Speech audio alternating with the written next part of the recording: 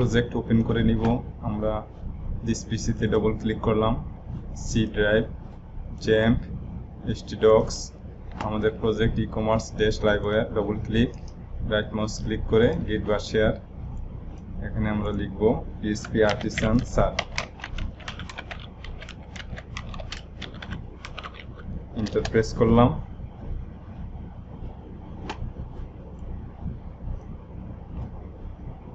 ইউআরএলটা copy করব,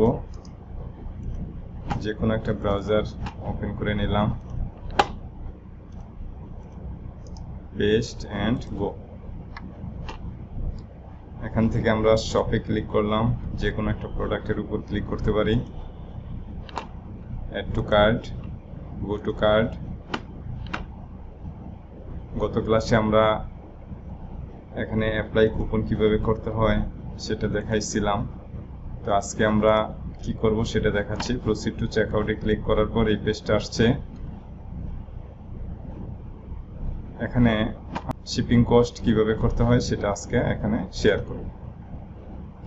এখানে দেখাচ্ছে district Dhaka, Foyzur Rahman, mobile number. Okay, আমরা আরও একটা অ্যাড্রেস অ্যাড করে নিই এখানে, অ্যাড শিপিং। আমি এখানে যে কোনো একটা নাম দিলাম, তাজুল।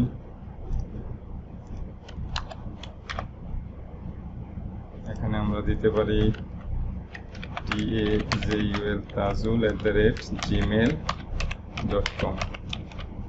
যে কোনো একটা মোবাইল নাম্বার দিয়ে দিলাম, ডিস্ট্রিক্ট রাজশাহী, পোস্ট কোড 1550, আমরা এখানে রাজশাহী লিখে দিলাম।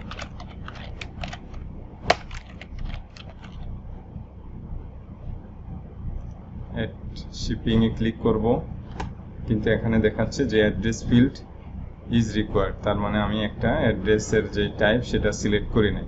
তো আমি ইচ্ছা করলে এখানে হোম দিয়ে অ্যাড শিপিং এ ক্লিক করি, তাহলে দেখতে পাচ্ছি এখানে একটা অ্যাড্রেস কিন্তু অ্যাড হয়ে গেছে, অর্থাৎ এই অ্যাড্রেসটা হয়েছে রাজশাহী, এই অ্যাড্রেসটা হয়েছে ঢাকা। আর আমরা আজকে মূলত কাজ করব শিপিং এর বিষয়টা নিয়ে, সেটা হলো ডিস্ট্রিক্ট অনুযায়ী, অর্থাৎ ঢাকার ভিতরে যদি থাকে তাহলে তাকে আমরা একটা শিপিং কস্ট নির্ধারণ করে দেব, আর ঢাকার বাইরে হইলে তাদের আরেকটা শিপিং কস্ট দিব। তার মানে ঢাকাতে যদি হয় তাহলে শিপিং কস্ট হবে 70 টাকা, আর যদি ঢাকার বাইরে হয় তাহলে শিপিং কস্ট হবে 120 টাকা।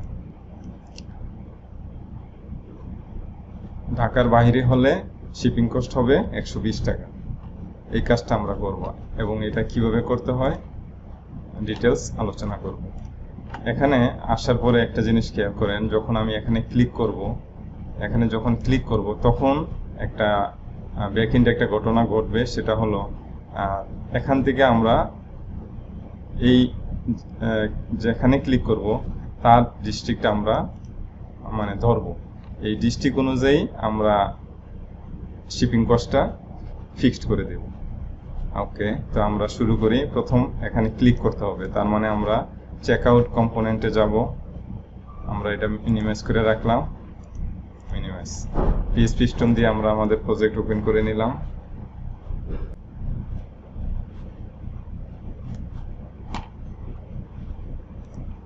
আমরা কাজ করব চেকআউট পেজে।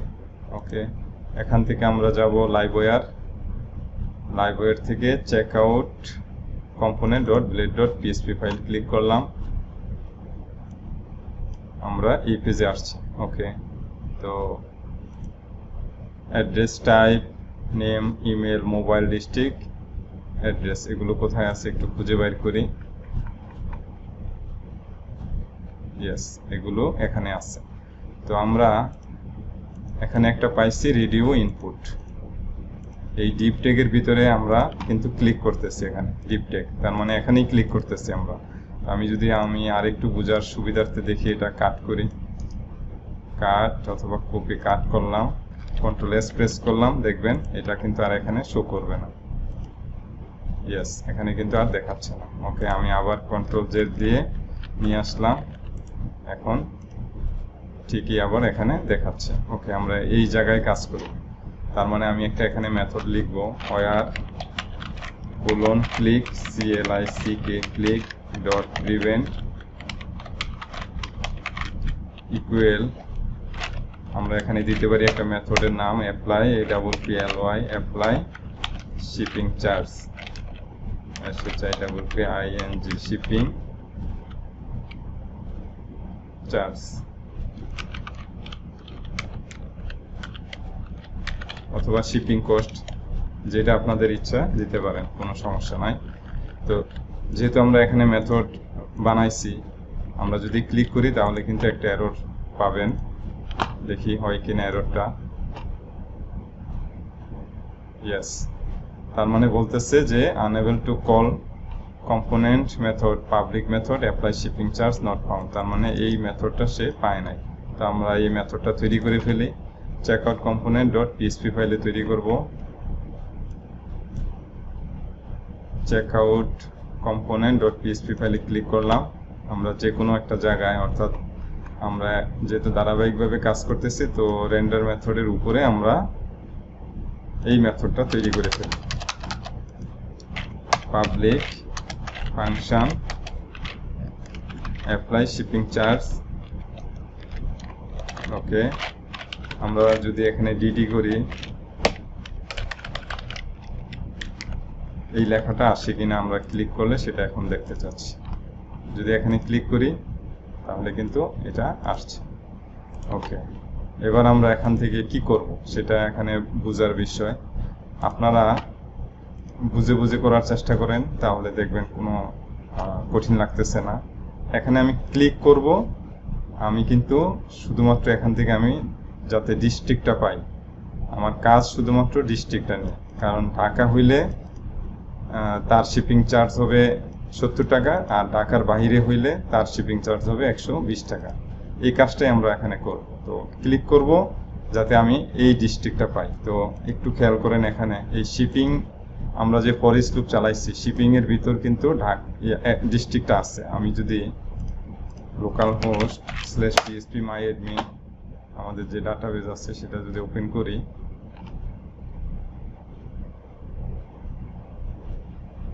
আমরা ইকমে গেলাম, শিপিং টেবিল, দেখেন এই যে এখানে কিন্তু আমি ডিস্ট্রিক্ট পাচ্ছি। ওকে, শিপিং থেকে ডিস্ট্রিক্ট কিন্তু আমি পাচ্ছি। তো আমি এখানে $shipping shipping @ ডিস্ট্রিক্ট DISTRICT একটা এরর হবে এখানে, আগে দেখাই নিয়ে আসতেছি তারপর বলি। আমি যদি এখন এখানে ক্লিক করি, ক্লিক করলাম, দেখেন কিছুই কিন্তু হয় না, কিছু হচ্ছে না। ডিডি কিন্তু আমার এখানে করা আছে, আর একটু খেয়াল করেন ডিডি করা আছে, কিন্তু ডিডি অর্থাৎ যা করে রাখছে সেটা কিন্তু দেখাচ্ছে না। আবার ক্লিক করেন, এখানে ক্লিক করেন, কিছু হচ্ছে না। ওকে, এবার রাইট মাউস ক্লিক করে ইন্সপেক্ট করেন, কনসোলে ক্লিক করেন, সবগুলো আমি আবার কেটে দিচ্ছি। যদি এখানে ক্লিক করেন তাহলে এখানে বলতেছে যে uncaught reference error Rajshahi is not defined. আবার যদি আমি এখানে ক্লিক করি তাহলে বলতেছে যে uncaught reference error Dhaka is not defined. তার মানে ঢাকা এবং যে রাজশাহী এগুলো সে পায় না। পাওয়ার কারণ আমি শুধুমাত্র এখানে এটা ডবল কোটের ভিতরে দিয়ে দিব, মানে স্ট্রিং হিসাবে দিব, কাট ডবল কোট। আমি এই ডবল কোটের ভিতরে কন্ট্রোল বি দিয়ে দিলাম। এবার যদি আমি রিফ্রেশ করি তাহলে দেখেন এখানে ডিডি পর্যন্ত কিন্তু আমি চলে আসছি এবং কোনো মেসেজ এখানে নাই। ওকে, আরেকবার দেখেন এখানে কিন্তু চলে আসছে। তো এবার আমি কি করব, এখান থেকে যে ভ্যালুটা পাঠাইছি সেটা আমি এখান থেকে রিসিভ করব। তার মানে আমি এইটা দিতে পারি যে কোনো নাম, ডলার রু দিতে পারি, ডলার ভ্যালু দিতে পারি, ডলার ডাটা দিতে পারি, অথবা ডলার ডিস্ট্রিক্ট দিতে পারি। যেহেতু আমি এখান থেকে কিন্তু জানি যে ডিস্ট্রিক্ট পাঠাইতেছি, তার মানে নাম এখানে ডিস্ট্রিক্ট দিতেই পারি, অথবা যদি মানে আপনাদের যে কোনো নাম দিতে পারেন, চয়েস যেটা হবে। তো ভ্যালু দিলে সমস্যা নাই, আমি যেহেতু ঠিক আছে, ভ্যালুই দিলাম। তো এবার যদি আমি এখান থেকে টাইপ করি ডলার ভ্যালু, তাহলে কি আসবে? ওকে, এবার আমি ক্লিক করি, আমার ডিস্ট্রিক্ট এখানে ঢাকা দেখাচ্ছে। আমি ক্লিক করলে ঢাকা দেখানোর কথা, ক্লিক করলাম, ইয়েস, ঢাকা কিন্তু আমি পাচ্ছি। এবার যদি আমি এখানে ক্লিক করি, রাজশাহী পাওয়ার কথা, রাজশাহী পাই কিনা দেখি, ইয়েস, রাজশাহী কিন্তু এখানে পাইছি। ওকে, এবার আপনাদের ইচ্ছা, যদি এখানে আমি ডিস্ট্রিক্ট দিয়ে ধরি DISTRICT, তাহলেও কিন্তু কোনো সমস্যা নাই। কপি করলাম, এখানে পেস্ট দিয়ে দিলাম। যেহেতু এটা একটা ডিস্ট্রিক্ট, কোনো সমস্যা নাই। ক্লিক করলাম রাজশাহী, আবার ক্লিক করলাম ঢাকা। ওকে, এবার আমরা একটা লজিক দিব এখানে, যদি, অর্থাৎ এটা কেটে ফেলতে পারি এখন। ইফ কন্ডিশন দিব একটা, ইফ ডলার ডিস্ট্রিক্ট ইকুয়াল যদি ঢাকা, DHAK ঢাকা হয়, তাহলে একটা কিছু হবে, আর যদি টাকা ছাড়া অন্য কিছু আসে তাহলে একটা শিপিং চার্জ আমি বসাই দিব, ELSELS। ওকে, এবার এই কাজটা এখানে করি। যদি ঢাকা হয় তাহলে আমি কি করতে পারি, ডলার দিস শিপিং চার্জ অথবা শিপিং কস্ট, এটা একটা property, shipping SHIPPING, shipping cost, এটা একটা প্রপার্টি, এটা আমি এখনো ডিফাইন করি নাই, কিছুক্ষণের ভিতরেই ডিফাইন করে দেব। ডলার দিস শিপিং কস্ট 70.00 টাকা। ওকে, এই যে ডলার দিস শিপিং কস্ট আমি লিখলাম, অবশ্যই আমার কিন্তু এটা এখান থেকে কপি করলাম, প্রপার্টি হিসেবে এটা কিন্তু ডিফাইন করা লাগবে, তবেই কিন্তু এই ভ্যালু অ্যাভেলেবেল হবে। তাহলে আমি এখানে লিখব পাবলিক ডলার শিপিং কস্ট। ওকে, এবার দেখেন এখানে নিচে যান, এই ডট ডট যে চিহ্নটা ছিল অর্থাৎ আন্ডারলাইন, সেটা কিন্তু এখন এখানে নাই। তো ঠিক সেম ভাবে যদি অন্য কিছু পায় তাহলে কি হবে, কপি করলাম, এখানে আমি পেস্ট করে দিচ্ছি। যদি অন্য কিছু পায় তাহলে 120 টাকা হবে। আমার কিন্তু কাজ শেষ। ছোট্ট একটা মেথড। আমি এবার রিফ্রেশ করলাম। এখন আমি যদি এখানে আমার যে কস্ট আছে সেটা যদি আমি এখন দেখাই দেই, তার মানে আমার প্রপার্টি এখানে কি আছে, ডলার শিপিং কস্ট। আমি কপি করলাম, একটু খেয়াল করেন এটা কোথায় হবে, এই যে এখানে শিপিং কস্ট, শিপিং লেখা আছে যেখানে, সেখানে যাব, শিপিং লেখা আছে। আমি এখানে control double curly control B, ঠিক সেম ভাবে এটা আমি এখান থেকে কপি করলাম, অর্থাৎ শিপিং কস্ট কপি করলাম, এখানে আমি পেস্ট করে দিচ্ছি, কন্ট্রোল B, রিফ্রেশ করলাম, এখন কিচ্ছু দেখাচ্ছে না। ওকে, এটা ঠিক আছে। যদি আমি অফিসে ক্লিক করি ঢাকা, তার মানে সে ঢাকা পাবে, এখানে দেখাবে 70 টাকা, এটা লজিক। ওকে, ক্লিক করি, ইয়েস 70 দেখাচ্ছে। আবার যদি এখানে ক্লিক করি, ডিস্ট্রিক্ট পাইছে রাজশাহী, এখানে ভ্যালু দেখাচ্ছে 120 টাকা। তো কিন্তু প্রথম আমি যদি রিফ্রেশ করি তাহলে কিন্তু শুধু দেখাচ্ছে যে শুধুমাত্র।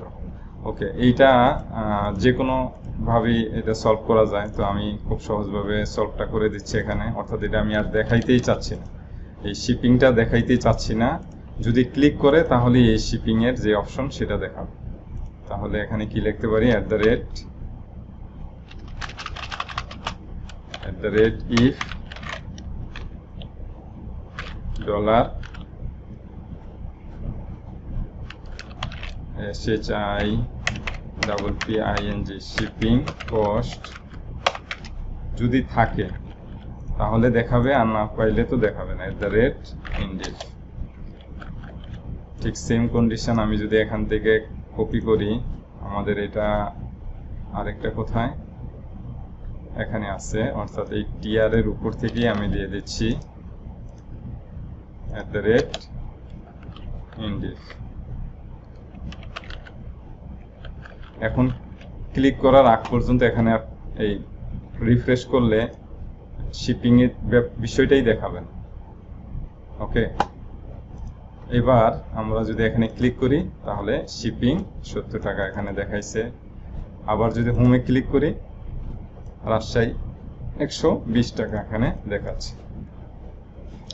তো এখন যেই আরেকটা এখানে সমস্যা পাওয়া গেছে সেটা হলো ক্লিক করছি, বাট ক্লিক কিন্তু এখানে থাকতেছে না। অর্থাৎ আমি যখন আমার কার্সরটা সরাই নিতেছি তখন কিন্তু এটা সাদাই দেখাচ্ছে, বোঝা যাচ্ছে না যে আমি এখানে ক্লিক করছি না করি নাই। তো এটা একটা সমস্যা, এই সমস্যাটা আমরা এখন সমাধান করব।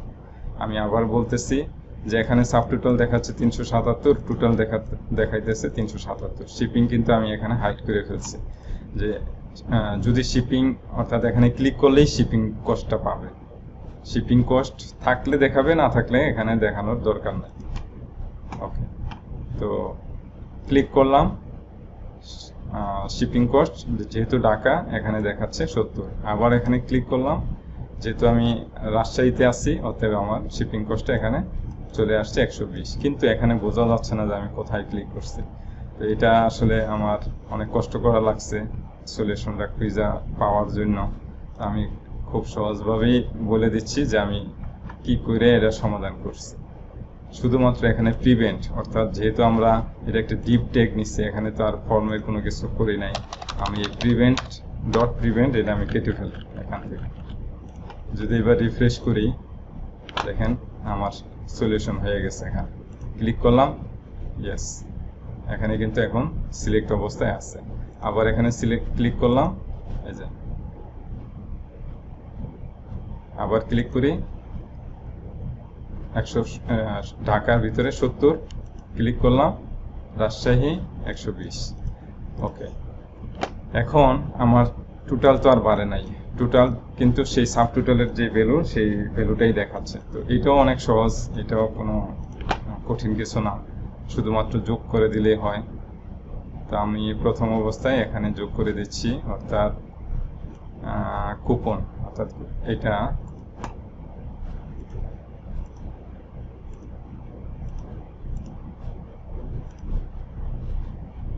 আমরা এখানে কি করব, টোটাল আফটার ডিসকাউন্ট যে ভ্যালুটা আছে তার সাথে, অর্থাৎ এটা কিন্তু আমাদের টোটাল, তার মানে এটা এখানে প্লাস চিহ্ন ক্লিক করলাম, আর আসছে আর আমাদের শিপিং কস্ট, অর্থাৎ চেক কম্পোনেন্ট থেকে আমরা কিন্তু এই যে প্রপার্টিটা আছে এখানে কিন্তু আমাদের ভ্যালু অ্যাভেলেবেল।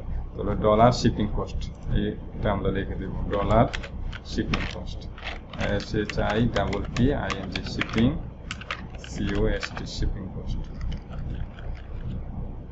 সেম কাজটাই আমরা কুপন ছাড়া যেটা আছে সেটাতে করে দিচ্ছি। কপি করলাম,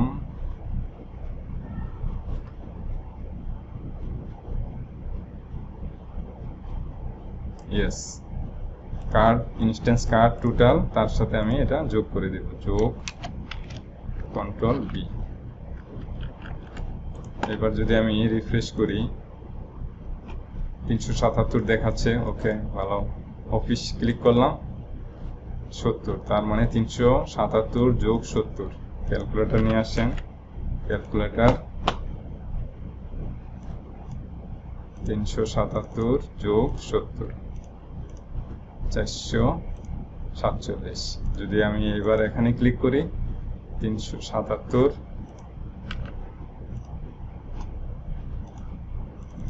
যোগ 120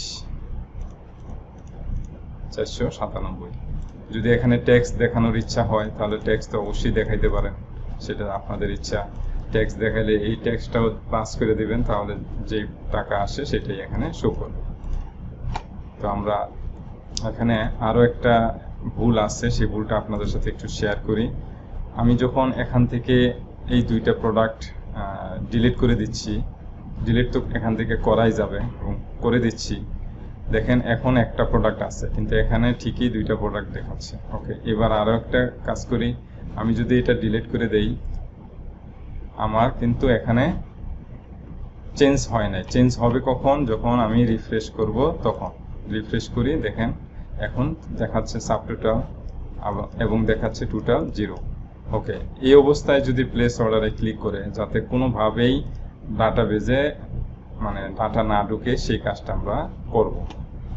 ওকে, শুধু এখানে যে সমস্যাটা আসছে সেই সমস্যাটা আমরা কিভাবে সলভ করব সেটা আমরা আগে বলে রাখলাম আর কি, যে এটা সলিউশন করা সম্ভব। যে আমরা এই পেজে অর্থাৎ চেক আউট পেজে তো আসতেই দিব না, যদি অর্থাৎ কার্ট কাউন্ট করে যদি কোনো প্রোডাক্ট না পাওয়া যায়, তাহলে আমরা এই চেক আউট পেজে আসতেই দিব না তাকে সরাসরি আমরা রিডাইরেক্ট করে একবারে হোম পেজে অথবা শপ পেজে আমরা নিয়ে যাব। ওকে।